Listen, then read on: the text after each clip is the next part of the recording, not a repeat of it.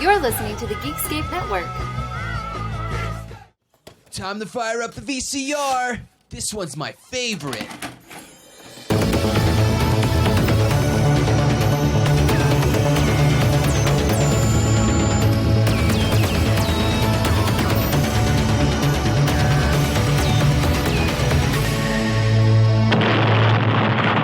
That was gold.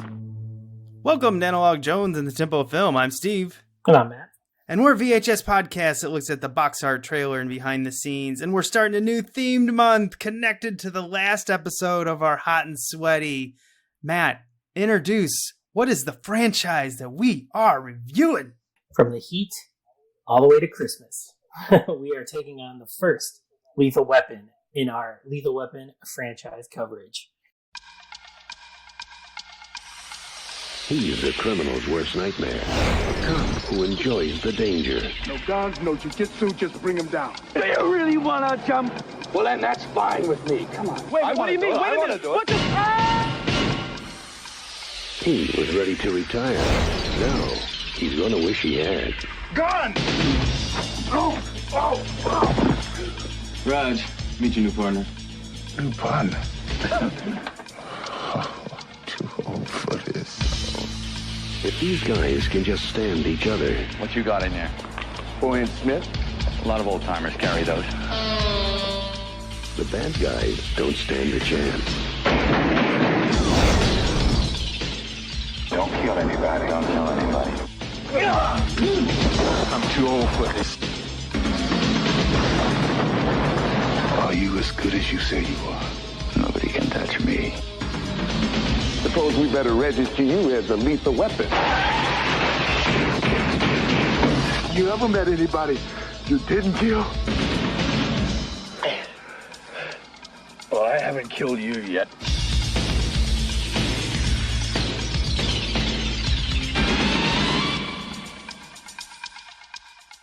Oh, I'm a weapon. I'm a weapon on this podcast. I'm coming at you, Matt. Lethal. And I'm just getting too old for this shit. I'm older than you. It's a real role reversal. Then why do I feel like a mummy every day? Oh, we got to help you out. Maybe get you a dog or something. There's already enough in this building. You'll hear them throughout the episode.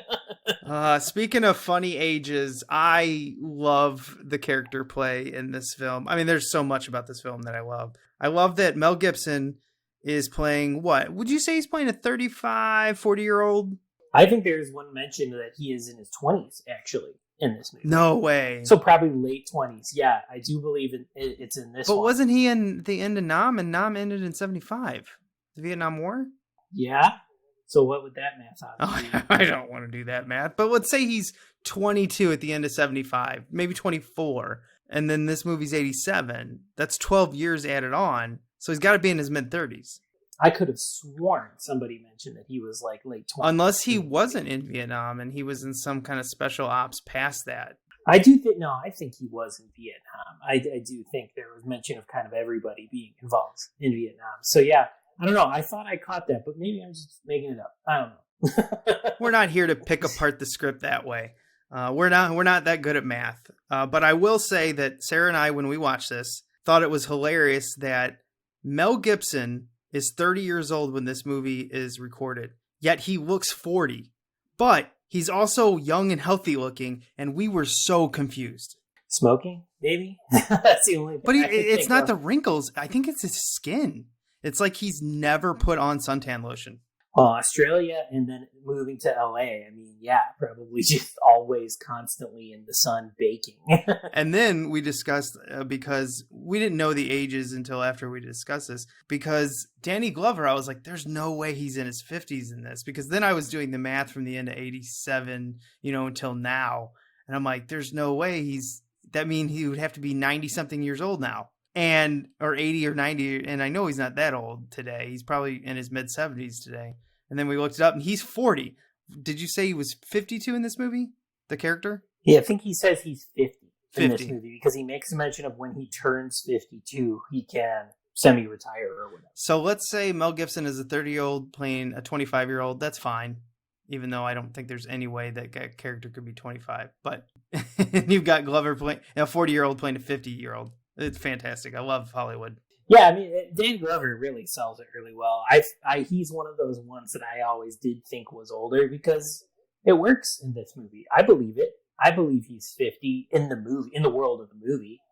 So, that sells. Yeah, Mel Gibson's kind of ageless, though, to me, because, he could either be 40 or 20. I wouldn't know. Well, he's got that glorious mullet, baby. Oh, that 80s beautiful mullet. So let's talk about the director on this. Richard Donner. Never heard of him.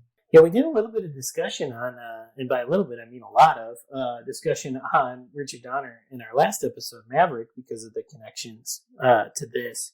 And this was coming off of Goonies, and he kind of probably needed a little bit of a career shift or something, because, did The Omen, and then, later went to do Goonies and Superman, and then to this. The man's always kind of shifting. He's always kind of reinventing himself. So this was like kind of a good, fun reinvention for him. This was kind of like his revival. It does. It feels like it kind of gave him a second wind. He probably didn't want to get stuck in the kids kind of movie thing coming off of Superman and Goonies. And so this kind of pushed him back into the adult movie realm. And I don't just mean like necessarily action movies like this movie is, but, something a little bit more, your audience is an adult. This is an R-rated movie. Your audience is more grown up. You're not making like a kind of all audience movie like Goonies here. And then we saw Donner kind of take off after this and kind of do a lot of kind of adult stuff after this. Yeah, and the most important, the Tales from the Crypt series. Yes. But since we talked so much about Donner last week, we can move on to another famous name in this that we talk about all the time. Somehow we get Shane Black into like 1 out of every 4 episodes. So we can actually talk about him because he's actually, the writer. Involved. Yeah, he's involved. And this is crazy that this guy is, I don't know how young he was when he sold this for $250,000 to Warner Brothers. I can tell you one story that after Joel Silver read it, he weighed it in his hand and told Warner Brothers, he goes, this is a $50 million script. Like he was like weighing it in money. And I love Joel Silver. He's just like, this is a $50 million script. Just let me have a pass on it and work with the writer. Yeah, and this was hot. Obviously, it was the movie that propelled Shane Black into superstardom. And he was able to, do his own thing and sort of become auteur of screenwriters where he got to do Long Kiss Goodnight and Last Boy Scout and Last Action Hero, things like that. All the L movies that he did from the 80s into the 90s. I mentioned it when we were kind of off air. It also, though, as we're big Shane Black fans, we've probably seen all these movies hundreds of times, but like this feels weirdly like the least Shane Black-ish movie of his entire filmography. Yeah, I think there's 2 big elements to that. One, he's younger. And most of the time when he was younger, he was punching up dialogue. I think maybe that could be a part of it. And I think the second part of it is he's got 2 other people he's working with, Joel Silver, who toned down the third act. And when we break down the movie, I'll describe the couple things that Joel Silver took out. And, we have another writer that they brought in that specifically concentrated on script structure. And he also added elements of comedy. Because I don't think Shane Black was quite good at script structure yet because he was so young. He was kind of just like all the creativity was going on page, and he was so talented. It was so good. Everyone read it and they're like, Jesus, this is something here. Except apparently Paramount and Universal, who immediately turned it down. Idiots. This movie, I mean, if you look at studios, this movie belongs at Warner Brothers in the long history of cop movies and gangster movies that Warner Brothers has had in their arsenal. Since their entire existence, this movie belongs there. Yeah, and this was definitely during a period of time where buddy cop movies had come back. There were a few before this. I always remember Running Scared, which I recently watched. A couple months ago, I think a couple months ago, I brought up that I had not seen that, and I finally saw it. It's pretty good. It's 80s. It's really 80s. But then again, so is this. Anyway, this kind of like reestablished. There might have been other movies that were doing the buddy cop and trying to bring it back, but this like reestablished like, oh, we're going to make a bunch of cop partner movies after this. Yeah, I mean, definitely rejuvenated, reinvented the buddy cop movie, as well as I think just in general the cop movie. Because when I think of like the stuff before this, like the Prince of the Cities and things like that from the mid 80s, they were way more, I would say, brooding. Because this movie's dark. Don't get me wrong. There's a lot of darkness to this movie. But there's also a certain level of, I guess, playfulness to it as well as the darkness. Whereas before, I feel like they were really moody, really dark, really hard-edged, you know, like the real looks at the streets, you know, that the cops see or whatever. This one made it kind of, I guess, accessible. And maybe that's why this was such a big mainstream hit and led to so many millions of other cop and buddy cop movies after it. Yeah, I mean, one of the ones that I know this came like 10 years afterwards or whatever, but the only reason we have Rush Hour is because Lethal Weapon. Absolutely. And that was just a different take on the buddy cop movie. And, you know, there's so many other ones. I mean, probably Bad Boys, Michael Bay. Yep. I mean, there's quite a bit. And then the greatest, one of the best parodies ever, Loaded Weapon 1. Yeah, great National Lampoon movie. Emilio Estevez, Sam Jackson. Very funny. I thought it was interesting that I forgot that Beverly Hills Cop came out way before this. 3 years. Or no. 5 years before this first one. I honestly thought they were right by each other. It feels like there is DNA shared there a little bit. Definitely, because that one's kind of a buddy cop movie, even though, you know, there is a clear lead. They're not sharing. But when he gets to LA and he has his buddies, I'm like, kind of buddy cop. It's like a trio. Yeah. Okay, so let's play a little game with this. I'm going to mention some of the movies that were out around the time period of this. And then I want you to guess the worldwide gross for this film. So, just thought this would be a fun game since we love to bring up the box office. I can tell you that Raising Arizona was out about the same time. Okay. We had Evil Dead 2. Mm-hmm. And then a bunch of other crap that I don't know. Hollywood Shuffle, Street Smart, I don't know what that is. Anyway, I can tell you the second movie, Raising Arizona, made $22.8 million worldwide during this time period. Can you tell me in a total amount? You know what? Let's just do total worldwide. How much do you think Lethal Weapon made off $15 million? 100 million for sure worldwide, at least, right? 120. Yeah, I would have assumed. I mean, we got 4 fucking movies from it. So Joel Silver was off. He held that script and was like, I got $50 million right here. You got 120, son. Yeah, and they were like, let's make another one of these. Oh, man. I love it when Joel Silver is the one who kind of like aims down. Oops. Yeah, I mean, I'm sure that was a pleasant surprise for him. Definitely. So let's get into this tape. If we're walking down the aisle on a Friday night at the local mom and pop video store, what do we got here on the cover? I love this cover. It's so simple, but like this is how you do a good simple cover. It's all gray, and I'm looking at the 1987 original VHS, and this thing is old. When I was watching this movie, it is like dark. It's an old one, but it's all gray, and it says Mel Gibson, Danny Glover. At the top, we get a tagline of 2 cops. Glover carries a weapon. Gibson is one. He's the only LA cop registered as a lethal weapon. And then cut out in the middle of the gray, kind of bottom center of the box, we get a cutout. It's a publicity still with the 2 of them.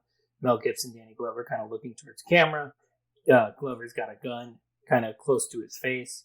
Mel Gibson's just kind of looking directly at us. And Danny Glover's slightly behind his shoulder. And then we get the credit block underneath it. And then there's in the picture, there's a closed caption little logo, which I think is funny, within the publicity still picture. And yeah, the credit block underneath. Why wouldn't you put that, I don't know, underneath the publicity still? Like, I don't know. That's weird. 2 does. Yeah, 2 does. But the first one does not. And then I love when you like flip it over to the side. Like this is during the time when Warner Brothers would put like the genre it belongs in, and it has a little green tag along the top that says adult action. I know. When you put adult action, it sounds worse. Like if you just put action, okay. I think they're trying to say, like, hey, this isn't a kid's movie. I feel like adult being on a box became something later in the 90s. In the 80s, it just meant, hey, it's not for kids. Let's wish Matt luck reading this ridiculously long description on the back. we're going to get the story of the movie, we're going to get some behind the scenes, and we're going to get some reviews. So let's kick it off. One of the best, most exciting police action thrillers since The French Connection. Jeffrey Lyon, sneak peek. I think this movie is better than French Connection. Having just watched that recently, I think French Connection is very overrated. Throwing down. Coming in with the hot takes early. I agree with you, but damn. Martin Riggs, Mel Gibson, is no ordinary cop. He's Mad Max gone maniacal, a man whose killing expertise and suicidal recklessness make him a lethal weapon to anyone he works against or with. Roger Murtaugh, Danny Glover, is an easygoing homicide detective with a loving family, a big house, and a pension he doesn't want to lose. Imagine Murtaugh's shock when he learns his new partner is a guy with nothing left to lose, wild-eyed, burnt-out Martin Riggs. Lethal Weapon is the thrill-packed story of two Vietnam vets turned cops who have one other thing in common. They both hate to work with partners. Their partnership becomes the key to survival when a routine murder investigation leads to an all-out, take-no-prisoners, martial arts, and machine guns war with an international heroin ring. Director Richard Donner, Superman the movie and the Goonies, moves that war at two speeds, fast and faster. Hot LA days and nights explode into one show-topping scene after another, culminating in a no-holds-barred battle between Riggs and his angel of death nemesis, Gary Busey. An electrifying sequence incorporating 3 martial arts styles and requiring 4 full nights to film. Fast, fierce, and frequently funny, Lethal Weapon fires round after round of can't-miss entertainment. Woo, you made it, buddy. That's this long description from this 1987 VHS. Oh, it's going to be fun talking about Gary Busey. This is kind of the film that brought him back, and everyone figured out he's a better antagonist than a protagonist. Yeah, the first sort of Gary Busey super sinister villain kind of character. Yeah, he said this is what propelled him back into being passionate about acting, because he had failed so many times playing the good guys. But I'm going to tell you right now, Gary Busey, you did not fail in Eye of the Tiger. Just not enough people got to see it because that thing is spectacular. We talked about it in Silver Bullet, too. How good is he in that movie? So, dude was just killing it in the 80s. But, yeah, I mean, this obviously gave him a different kind of new boost than those movies of the past had. But, yeah, God bless him. Weirdly, I feel like he's barely in this movie. Yeah, but his scenes are so damn memorable. Oh, yeah, I'm not taking anything away from the performance. I just thought he was honestly in it more. Yeah, I'm with you. I would say he's like maybe 10 minutes screen time. Yeah, I would wager to bet that in this 2-hour movie, I feel like, yeah, he's the overarching villain, but he only is peppered in. Yeah, I did notice the production still on the back of this, like where they have the house exploding. Yes. Not the best house explosion picture. No, it's kind of a mess. Kind of don't even really know what's going on in it. Yeah. I mean, I get the other one where it shows Riggs and Murtaugh together. It's like, okay, that's classic. Got to have that, even though you already have it in the front. Personally, I think you got to get the bad guys on the back of this. I think they set up that camera to get that explosion, and someone just snapped the picture a little too early. Yeah, I was going to say it's a great scene in the movie, and it's really well shot, and it looks really fun when they kind of blow back and stuff like that from the explosion. The stunt work on that is incredible. But yeah, this picture doesn't quite capture it. Yeah, I do know Mel Gibson fought to not have a stuntman for that, but Warner Brothers is like, no. We can't afford to blow up our star. Yeah, just like he's crazy though. I mean, he did a lot of his own stunts in Mad Max. He's nuts. I think kind of, again, like Danny Glover sort of has some baggage that just him as an actor is bringing into this character. So does Mel Gibson. You kind of have this idea of Mel Gibson as Mad Max, the Road Warrior, and stuff like that. So then he comes in this and he's playing crazy. He's playing a weapon. You kind of almost just immediately believe it. Yeah, even though some of it's a little goofy, I thought, because he's got this whole Three Stooges love. And we'll talk about throughout a little bit in the movie that you see his character, doing like the what? And it gets worse as the series goes on. This one is just slightly, I guess, depending on how you look at it, worse, maybe better, depending on what type of movies you like. But it works because I actually think he's crazier when he's not trying to be crazy, if that makes any sense. The way he walks, the way he talks, he just looks like he's got a problem. Yeah, he does that kind of like where he uses the Three Stooges things on those guys. Yeah. Near the beginning or whatever. And yeah, he just had the recklessness, I guess, with which he just kind of walks through life. Yeah, it just is very. Yeah. So before we pop this tape in and get to the feature presentation, we want to remind you that we are having a fun giveaway here through the end of August. If you rate and review us on iTunes, if it's your own account, your wife's account, your son's account, your daughter's account, I don't care what account you use. Just rate and review us 5 stars, put whatever you want. I love VHS. I love this podcast, whatever. And we will give you a prize that we will read. We'll read all the reviews at the end of August, and then we'll pick a winner. And this includes everyone who has rated and reviewed us in the past. So hopefully you're still listening. And also another thing we're going to add in, because so many people use Spotify and YouTube now to listen to us. If you subscribe on YouTube, take a screenshot of it. Just email us at analogjonestof@gmail.com. Hey, you're in it too. Please give us the rates and reviews. Please continue to tell your friends and stuff about us too. Word of mouth helps, but we need that physical evidence. We need that proof that only those reviews can get us. That moves us up the charts. That gets more eyes on us. It's important. It sucks. I know you don't want to do it, but it'll take 2 seconds and you could win something for it. So come on, help us out. Right on. And I can tell you right now, it's going to be a Blu-ray and a VHS. So everyone's happy. The new people and the old people. We're all happy. And who knows, maybe I'll dig something up to throw in there too. Ooh, a secret weapon. A lethal. A lethal weapon, but not lethal weapon. I'm keeping these are mine. Let's pop this in and see what we got before the film starts. Now available on video and DVD. The one trailer, fast trailer, I don't know if it was 30 seconds or 90 seconds or whatever, for The Lost Boys, because it was 1987. It's a Warner Brothers movie. It's literally playing in the theater in Lethal Weapon. If you look in the background, it's in one of the theaters in LA. We get a trailer for Lost Boys beforehand. Talk about getting me hyped. It was like, ooh, Lost Boys, and then watching Lethal Weapon. It felt like a VHS Saturday night, into the rental store. That's a good one to have before Lethal Weapon. Nice. Yeah, very 1987. I'll be honest, I expected nothing because this came out during that time period where, sometimes we just didn't get any trailers.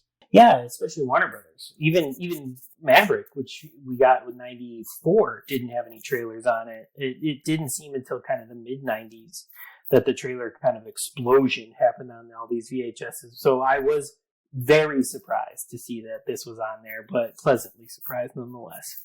All right, feature presentation. And now, our feature presentation. This movie is fun how it starts out. It doesn't give you this Riggs was a damaged man where his wife died. We don't have a shot of him at a funeral or looking at her photo. It just starts right away where he's an undercover narcotics officer that is crazy. And they sell it quick. Well, you're skipping over kind of the opening that I think sold this movie, especially to somebody like Jolt Silver, where you start with a prostitute, and the opening shot, you start with a prostitute, a sex worker, or whatever. I mixed up. I thought it was the bust and then the suicide. I forgot. Yeah, you're right. Yeah. She's laying topless, and then she does a line of coke, and then she jumps off the railing. I mean, you see this in the script as you're kind of opening. I mean, if I'm a studio executive, I'm already buying it at this point because I'm like, this is different. This is going to feel different. This is going to hit different. It did. They're starting off very boldly here. I was really surprised, and I've seen this so many times. I think I'm surprised every time that she actually goes through and kills herself. This is one where you're oh, okay, this is not pulling punches. Wow. And then we get the sort of glimpse into crazy Mel Gibson where he's just naked and he's just walking around his apartment. And it's like, wow, this is really got a great sort of opening. I would say 30 minutes, because then we meet Danny Glover and he's in the bathtub and it's his birthday and he's all kind of grizzled and stuff like that.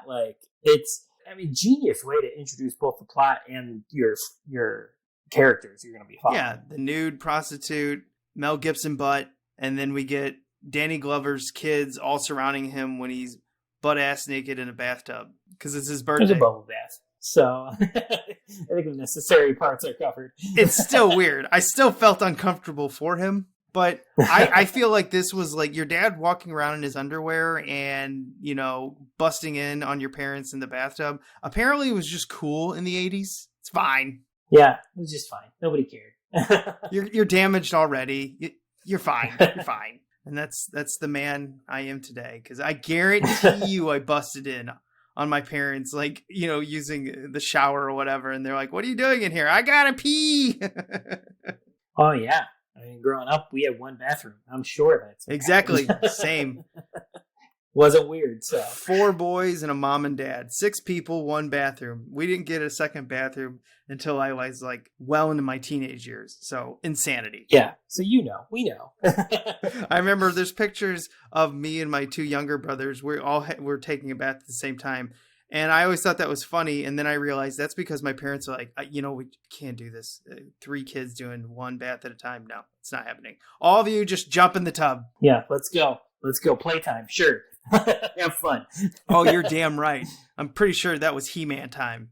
I mean, I know. I mean, I was alone, an only child or whatever. But that bathtub, we talked about it in Speed 2. Yeah, so I know it. Bathtubs, kids, it's always a blast. Can't wait till mine's old enough to be in the bathtub and be like, you got to get out of there. You're pruning. I don't wanna get out of the bathtub. My dad wants you to go to bed. It's coming. It's coming. Just you wait. So yeah, it is a fantastic start. And then we get into seeing, you know, Riggs is a narcotics officer and then very quickly finds his way into being the partner of Murtaugh. One of the things I love is at the beginning when they first meet, he's got a gun and he goes, gun! And he runs at Riggs. And then Riggs looks at him like he's crazy and then flips his ass on his back. Yeah, and it's like, and points his gun at him. He's like, what are you doing? It's because Mel Gibson just showed up in like a baseball cap and like a jacket. He doesn't look like a detective. No, and they're describing him. One of the characters is describing him in the background. It's like, yeah, he's a real burnout. No one wants to work with him. This is like his last chance. And then he's just like looking at Mel Gibson, who just kind of looks like he could probably be a drug addict. Not quite, but you know, like he's got his hat brimmed down. He's playing with a gun. It's weird. Yeah, he looks like he was somebody who was taken in versus somebody who would be your partner. But, I mean, to Murtaugh's credit, you know, he gets him right away, finds out, they're like, okay, you're going to smoke in the car. And throughout, I don't know when he quit smoking in this series. I don't remember. We'll talk about it later on there. But I just love at the beginning how much this annoys the hell out of Danny Glover's character. It's just like, Jesus. Roll down the windows.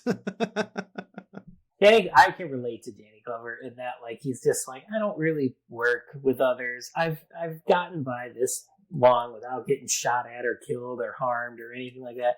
And I'm just chilling. I'm just trying to get through. I'm just trying to keep my head down and keep my family fed, you know. And then Riggs is in here being like, I'm going to jump off this building with this guy. Well, I'm going to play 2 audio clips in a row. And I hate doing this, but they're both so good. Like where Mel Gibson is talking to the jumper. What are you doing? See this key? Bye-bye. You're crazy! Now you can jump if you want to, but you'll be taking me with you, and that makes you a murderer. Okay? Come on, let's go You back. bastard! Yeah, you'll be killing a cop. Now, Yeah, I'll find be killing a psycho nut cop! Yeah, psycho, but I'm still a cop. You coming in? Come on, I'm going in. Fuck you! I'm jumping! Do you really want to jump? Do you want to? Yeah, I mean, talk about the movie that really propelled Mel Gibson into superstardom. He was already a star after Road Warrior, but this was like explosion into the, you know, name actor territory. Yeah, this was your name can now sell a movie territory. This is A-list material. You're getting invited to parties that you and I don't even know about. I mean, we didn't know about any of them anyway, but I'm just saying, like, this is high territory. Yeah, I mean, I wasn't going anyway, whether I was invited or not. Oh, well, at this time period, we'd have to really watch out for John Travolta. Because now, at this point, no one knew he was crazy. But we knew. Eyes on him at all times if you're at a party. I know. If there's a party with John Travolta and Mel Gibson, I'm running to Mel Gibson. That is how much John Travolta scares me. I think I would actually say the same thing. But I'm never taking my eyes off of Travolta, though. No. I'm just assuming that Mel Gibson will protect me. Yeah, I'll just walk up to Mel and be like, hey, the beaver was really cool. Good to see you. Take care. All while making sure I am avoiding John Travolta at any point in the room that he is at. There we go. As long as I think we get John Travolta in this being crazy about 1 every 10 episodes. Good. Keep the word out. Spread it. Stay safe out there, people. John Travolta is still out in this world. So the second audio clip, now they're not going to be back to back. Sweet. The second one is when they're in that room and Danny Glover slams that door and just goes, Are you crazy? What are you? Are you really suicidal? And then this happens. Shut up! Yes or no? You want to die? Yes or no? I got the job done. What the hell do you want? Didn't answer the question. Oh, what do you want to hear, man? Do you want to hear that sometimes I think about eating a bullet? Huh? Well, I do. I even got a special one for the occasion with a hollow point. Look, make sure it blows the back of my goddamn head out. Do the job right. Every single day I wake up and I think of a reason not to do it. Every single day.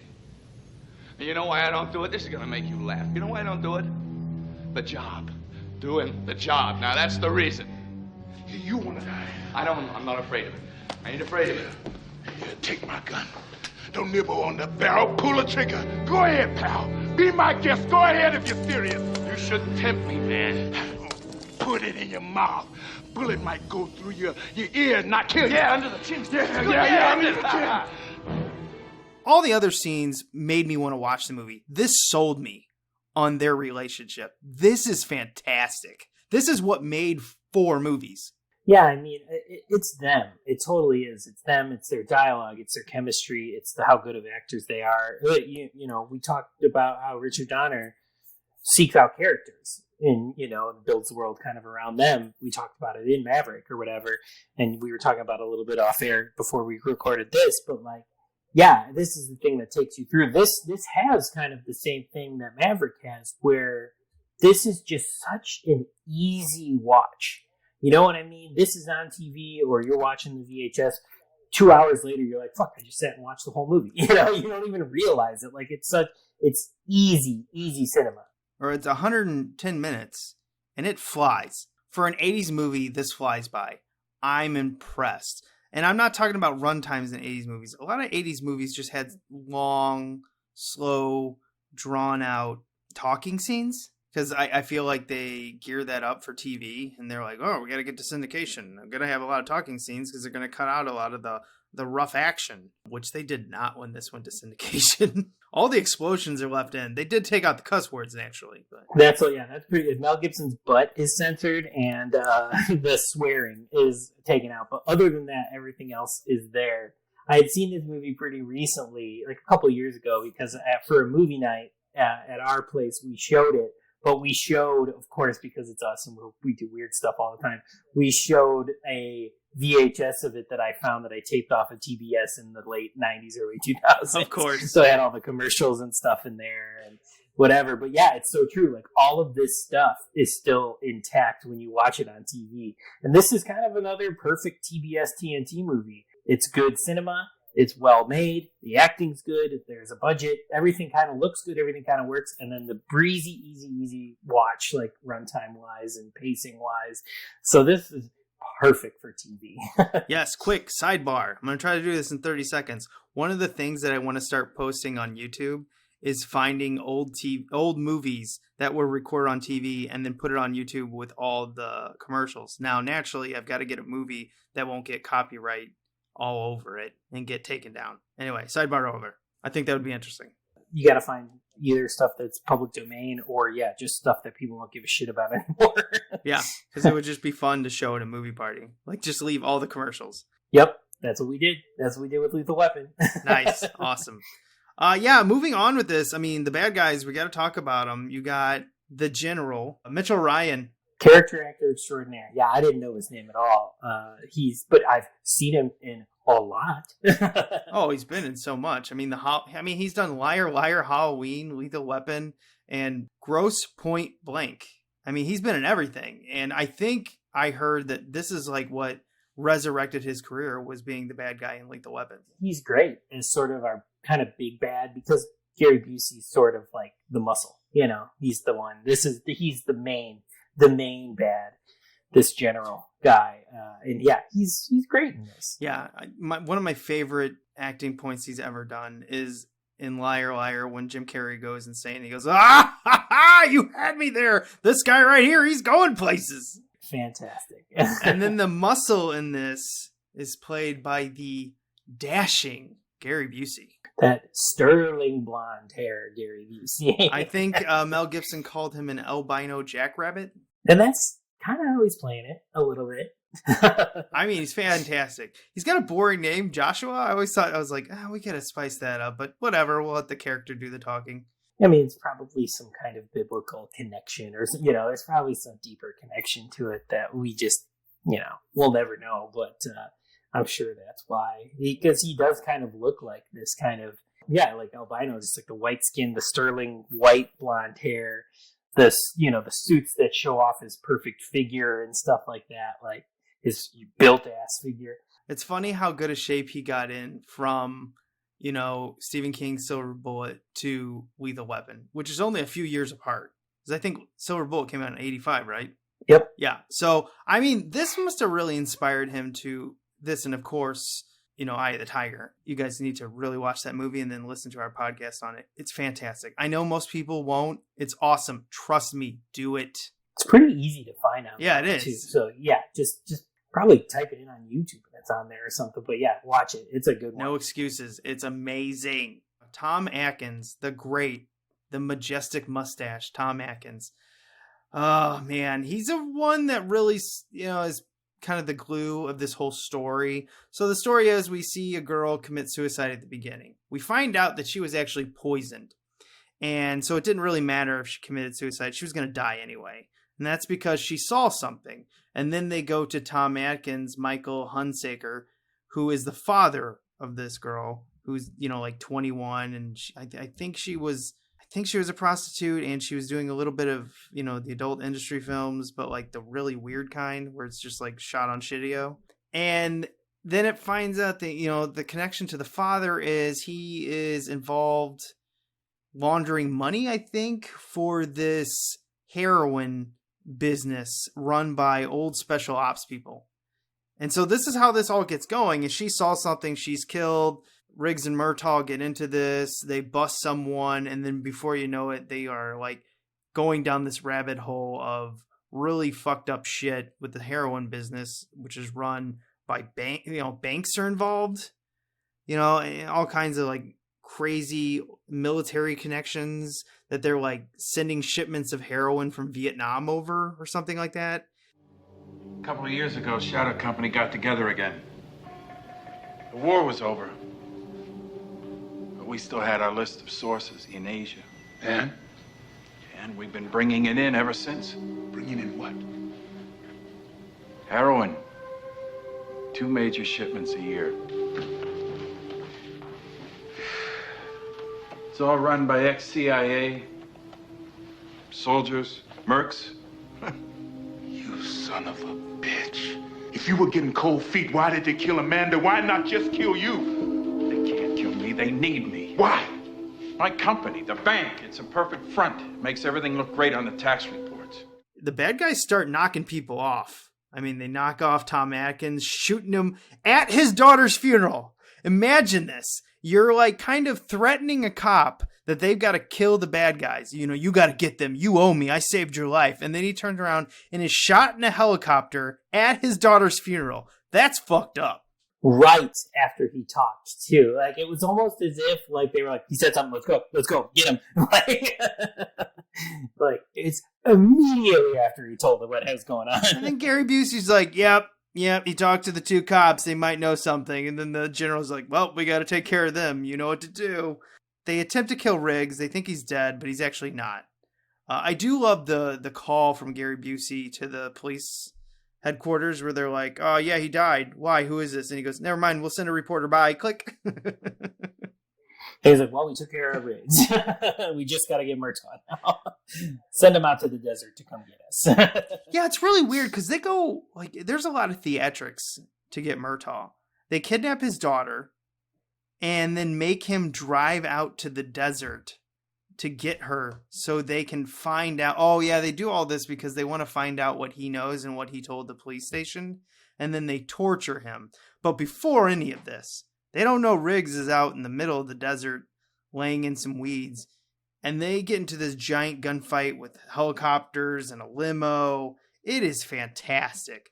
And I love the balls of Joshua, Gary Busey's character, who walks right up to Murtaugh with a grenade in his hand. Which, by the way, when he was threatening everyone, is, I'll kill us all. That grenade's not going to kill everyone. The other people are like 100 and something feet away. The blast radius of that shrapnel, it's not going to do that. Okay? Just watch YouTube on grenade explosions. They have a damage radius. They were way out of it. Anyway, well, for big dum-dums like me, I believed it as a threat. Like, some of those guys were like 500 something feet away. I mean, come on. Explosion, I don't know. It ends up being a smoke bomb. And then what I find hilarious is Riggs is mowing guys down, snipering them from, forever away, because he keeps saying that, like, he can make shots that no other people can, all this stuff, which is fun. I mean, it's great to his character. It really shows that he's a lethal weapon. I get it.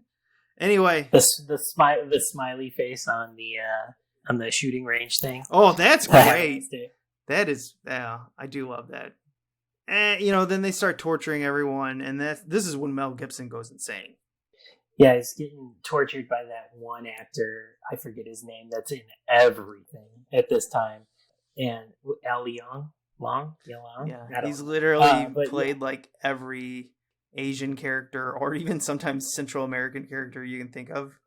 Yeah, he is, and he's always kind of this kind of character where he's like deadly, So it was fun to watch him in that part right after Gary Busey's great speech before they start kind of torturing Mel Gibson here. Yeah, that's pretty messed up. But I also like how the guy who's, the character you're talking about torturing him, and at the end he's like, sorry, buddy, I got to kill you. Like, he's so nice. He's like, I'm just doing a job. I'm sorry, dude. Yeah. And then it leads to a great finale, just like right on somebody's front lawn. Oh, yeah. That's nuts. But did you catch Thorson? Did you catch Thorson in the background of that, Dust Bowl fight? No. Oh, he's in there. I did. He's in there standing next to the limo at one point and right behind Gary Busey at another point. Yeah, he's in there. I noticed him. I spotted him. Nice. Good catch. He's not in there long, but just long enough. During probably the stuntman days or whatever. Yeah, I just love catching him in all these movies. I just wish I could pronounce his name. I always fuck it up. Thorson, that's all I know. Oh, this was at the time period where he had the beard and the mullet. Oh, man. Oh, man. Gotta love the 80s. Mullets aplenty in Lethal Weapon. Definitely. Now we're getting towards the end of it where Joel Silver, was like, okay, we gotta back this down, Shane Black. We gotta come down with this. You're too high. When you're too high for Joel Silver, that's insane. But that tells you how crazy maybe Shane Black's script was. Because at the end of this, the general was supposed to die in a helicopter explosion crashing into the Hollywood sign. I shit you not. And Joel Silver's like, yeah, I can't afford that. and I remember reading somewhere that Donner doesn't do miniatures, so he was like, that wasn't going to happen. Oh, really? Yeah. Oh man, so he was screwed either way. Joel Silver said it was too. Yeah, it wasn't going to happen. And then when Mel Gibson was running after Joshua in that car, he was supposed to jump in another car, and they were supposed to do a suicide run into a gas station, and those two cars would make the gas station exploding, blowing up an entire block. And they're like, no, let's just have them run into traffic, and then Joshua gets away, and then we'll have the big end with the fight in the yard, because that's not where it was supposed to take place. It was supposed to take place in front of a burning block in the city. That is hilarious. Well, if Long Kiss Goodnight tells me anything, if Rennie Harlan would have directed the script, we would have gotten the burning block.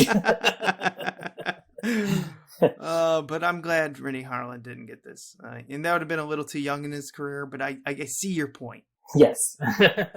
If it was 90s Rennie Harlan doing the script, we would have had the burning block for sure. Oh, definitely.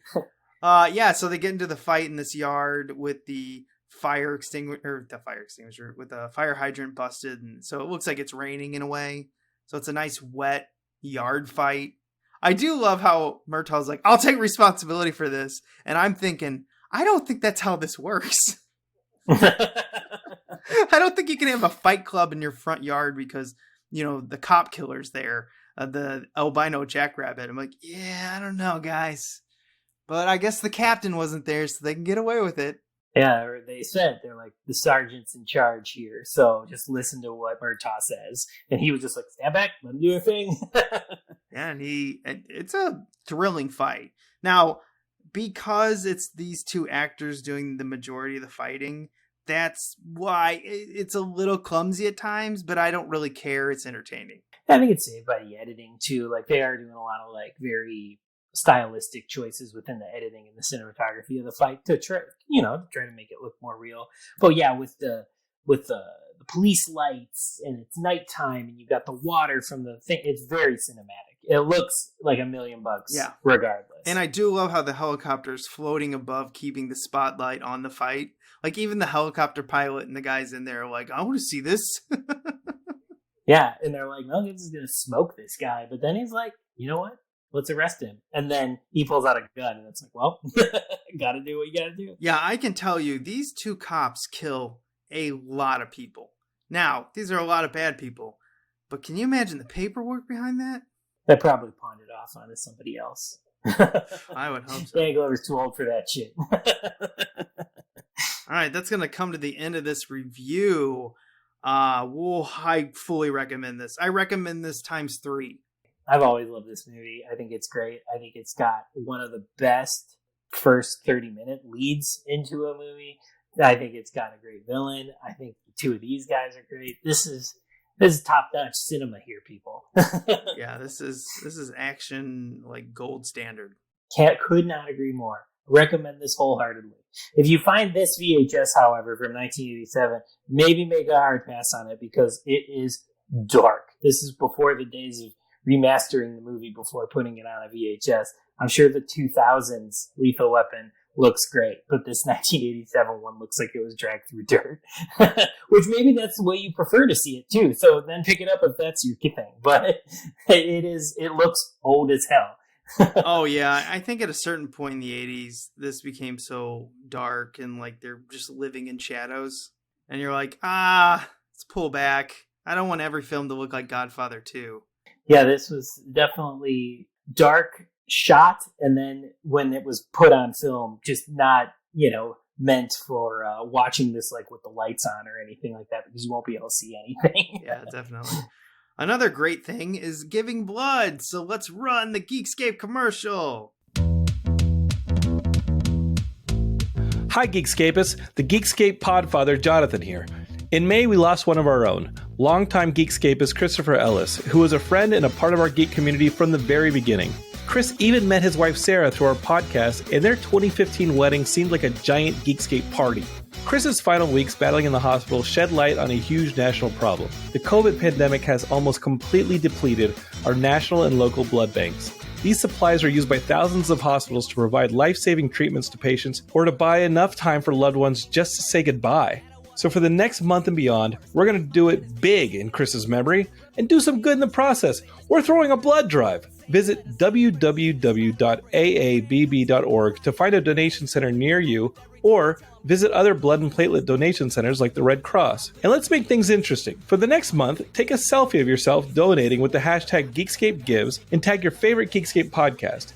We'll pick some charitable Geekscapists to send prizes to, and the podcast that gets mentioned the most will also get some cool rewards. I should actually cancel the podcast that gets mentioned the least. Can I do that? Whatever. The point is, go out there and donate some blood, tag a selfie of yourself doing it with the hashtag GeekscapeGives, and get others to do the same.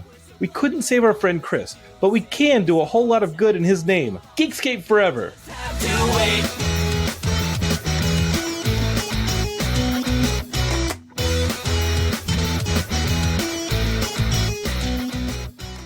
let's move on to the museum.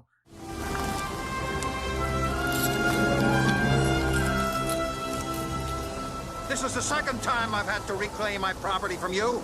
That belongs in a museum. So do you.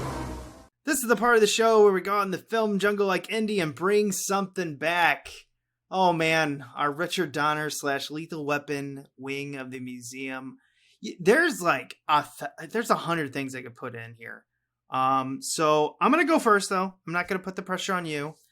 I think it's kind of corny, but I was amazed at how ridiculous Mel Gibson's mullet is in this.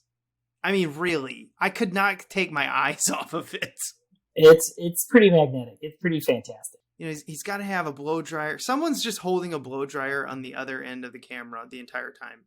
And as soon as they say cut, they're running over there with some hairspray and then also drying it and then combing it because you can't make it look like it's hairsprayed, but it's got to stay perfect, you know, just right there in that like way too rugged wind, like wind's constantly blowing in it. I don't know how they do it. I really don't. I mean, it's iconic. It's iconically attached to this movie. So I think this is a very worthy addition to the museum, as cheesy as it is, because I can't think of this movie. I can't see this poster without seeing that mullet. I can't think of this movie without thinking of Mel Gibson looking like this. So I can't think of this series without thinking of Mel Gibson looking like this. So that mullet's pretty iconic. I think that's a good choice. All right. What do you got? I'm going to put in the opening scene because it really just kicks off the movie in a really smart, clever way. It's dark. It sort of gives you the tone because you've got the Christmas song playing while you've got the sex worker jumping off the building after just doing a line of coke. Like, it's hard-edged. It's, you know, pushing us into this neo-noir that the movie is. And I think just with this opening scene alone, we kind of redefine the genre in 1987 with this movie. So I think this is the thing that really kicks it off. And I think it's hilarious that in the last movie we talked about with Maverick, I put in the end scene in the museum. And for this one, I'm going to put in the first scene in it. Really, even though I forgot where it came in the story, it's a powerful first scene. Because as many times as I've seen this, I really do mean I forget that she actually jumps. I always expect someone to like push her because that would like start off like a detective story, which is like what Shane Black is. You know, he's constantly inspired by these old like hard-nosed detective books that he used to read as a kid. And it really shows in his writing. And it also is probably why he's so good at the like buddy cop. And I wouldn't even say that. He's just good at like men couples. Yeah, duos. I mean, nobody does duos better at all. Like, and then also just like the way the adults interact with kids, you know, the Shane Blackisms that work so well. And it's Christmas as usual. Yeah, I love it. And I love how the Christmas is never actually mentioned. No, you get the Christmas song that starts us off. We see some Christmas trees, and then like when Danny Glover's house is just destroyed, it's got all the Christmas decorations up. I can tell you that something is funny and throughout this entire franchise is how much damage Danny Glover's family's house takes. And like even the cars, everything. It's like they're going out of their way to fuck up his life. So he has to keep working. Yep, pretty much. Yeah, it's very funny. It's a very funny recurring gag in this series. Yeah, it's fantastic. Okay, so I watched Jolt this week. Kate Beckinsale, still going, still looks like she's in her mid-30s, but there's no way she is. I think she's 67. The movie's an okay revenge film. Jolt's not one I'm going to go back and rewatch. I do like that we keep getting these female-led revenge films because we had so many male-led ones through the 80s, 90s, I mean, forever. I think the story was better on script than after you put it, on the camera or, after you put it on film or digital, whatever. I don't know. Like, nothing really sticks out to me. It's just your basic, she can't control herself, which makes her stronger. And then she uses you don't see that too often in movies. She has like some type of chemical in her body that makes her like super angry, impulsive, and stronger for some reason. But they never said she had super strength. I want to point that out. It's just her anger made her stronger. It's like a cross between like a Hulk and a Crank, basically. Yeah, it's like Berserker. Like Berserker power. I don't know. You know, and she has a suit of electric shock that like keeps her calm. Like all this is kind of fun, you know, that you would see on a script, and then you put it on camera and you're like, I've seen this though. Once you get past the shocking, I've seen it all. And there was no scene that really stuck out to me. I think that's the problem. You know, it had some fun bad guys, but it just didn't have that one captivating scene that you're like, oh shit, you got to see this. I'm a guy that honestly, as I'm getting older or whatever, I'm pretty pro streaming at this point. Like I do like having all these options to stream movies, like between the HBOs and the Netflixes and stuff like that. But one criticism I've always given Netflix, and I'm going to extend this kind of to most of the streaming. Yeah, like Amazon. A lot of these original movies that get picked up for Amazon and for Netflix and for Hulu, they're missing sort of that thing that like makes the movies that go to theaters special. You know what I mean? They haven't cracked it yet. All these, like we talked about it in Tomorrow War, which was just a big disappointment, but cost obviously tons of money and was, you know, an Amazon original. And then we've got this being another Amazon original or whatever. And I've said it countless times with Netflix originals. They just don't have it. They just don't have it that like the theatrical movies always have. No, they live too much in a gray area. They basically are TV movies still. Yeah. You know, like I know streaming is a whole new thing, but like there's very few that I can think of that really jumped out.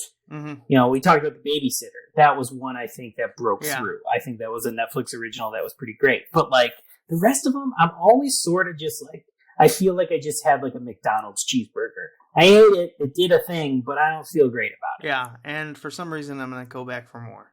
Maybe not the same, but it'll just like be another one of these revenge films because they'll suck you in and be like, oh, this might be good. But, you know, I think there's a reason why they get sold to these streaming services. Like, you know, you kind of look at it and you're like, it's good. It's not great, so might as well just take the instant profit of selling it to a streaming service instead of taking the chance with a distributor in the theater. Yeah, and I think that's exactly it. I think the only one that's doing that any different is HBO, because HBO has always had great original movies. So I think they're still keeping that up. But like all these other ones, yeah, it totally feels like the theatrical rejects that are on all the streamers. Yeah, I agree. All right, what'd you watch this week? I went to the theater. What? After all that shit talking, I went to the theater and I saw Snake Eyes, the G.I. Joe prequel standalone. Yes, the origin thing that X-Men failed at. Yes, and I thought it was pretty good. I didn't love it. I didn't think it was the best thing ever or whatever, but it was pretty good. It had some good action. It had some good effects. It had some good spectacle. It was pretty good. Yeah, I've heard a lot of people just say it's like right in the middle, and I'm wondering if like what we just talked about with Jolt, if that kind of mixed into this, where the two people I know other than you that saw it just said like, yeah, it was good. It went great.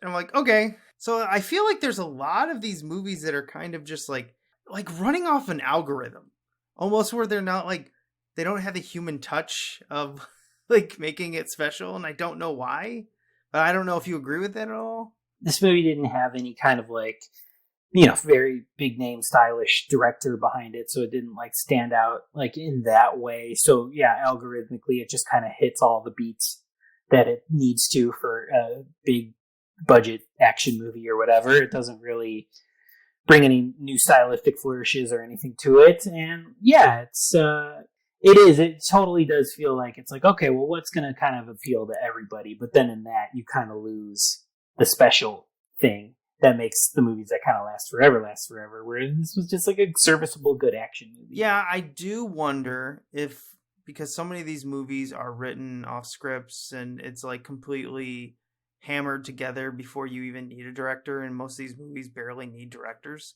especially Marvel movies. I've even heard about that. They're like, so many of these, you know, like 50% of the movie is action sequences, which are all like storyboard and put together way before the acting even starts. And like all the CG is done, everything. And then you get this like hollow movie in certain parts because the acting, the dialogue, the interaction is such a secondary thought. And I feel like everything is so much relying on these action scenes. And then once it's over, then you get like something where like, well, I kind of saw this coming. It's like, whatever. These stories are boring. We've seen them. Yeah, I think it's like we were just talking about. It's like the Netflix thing where it's like the studios sort of sell off the stuff that they're like, it's okay, but it'll, whatever do. This movie feels like a step up from that, where it does feel kind of bigger. It does feel more like a theatrical thing. However, I do feel like it came out now because they were like, we could do a COVID write-off on it. It feels like they were like, yeah, it's pretty good. We could put it in theaters. People will be happy to see it in theaters. But we're obviously going to take a loss on it. So put it out now while people really still aren't going to the movies, and we'll just write it off. That's kind of how it felt. Yeah, I just feel like a lot of these movies are really hitting in the middle. And audiences are kind of waiting for a movie that's just going to blow their minds. And most likely it's going to be a smaller film that like way surpasses its expectations. Yeah, it's going to surprise us. You can't algorithmically plan that. It's going to, whatever is going to be the next big great hit is not going to come out of nowhere. And then I'm excited for it. But we'll just, if we're not going to know when it's going to hit. Yeah, like, because you look at like a movie like Upgrade. That was a solo view on a movie. That was a director and a writer coming together with their views, getting a little bit of money and making a movie that really stood out. It wasn't created on this, like what it feels like, just like a team of writers and creators. It was a solo view, and that's why it was unique. That's why it had a unique look. I don't know. I miss movies like that. I know that came out like 3 years ago, but it just feels longer. Because there's just so many of these Marvel movies and these DC movies where I'm like, Jesus Christ, it's all written by teams. I mean, obviously DC's teams are worse, but sometimes. When the movie is 95% made in a computer and you basically only need 15 days to kind of film the people walking around the sets before they all get digitized, like, you're already losing something there. Yeah, I feel like their workout sessions are longer than their acting sessions. Exactly. The prep and the CGI takes longer than any of the filming, and I think that's kind of where we went wrong. Yeah. Okay, that'll end it this week. Come back next week for another Lethal Weapon. We're going through this franchise. It's going to be fun. So come back next week. So remember to be kind. Rewind.